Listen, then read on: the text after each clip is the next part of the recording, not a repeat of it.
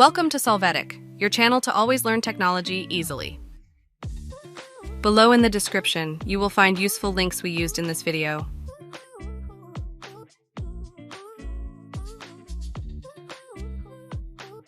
Today at Solvetic, we show you how to find saved reels on Facebook.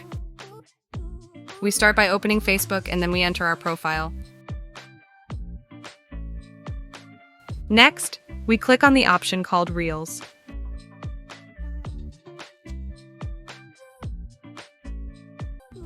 After that, click on the Saved option and all the reels you have saved on Facebook appear there. Hey, remember to subscribe Solvetic channel.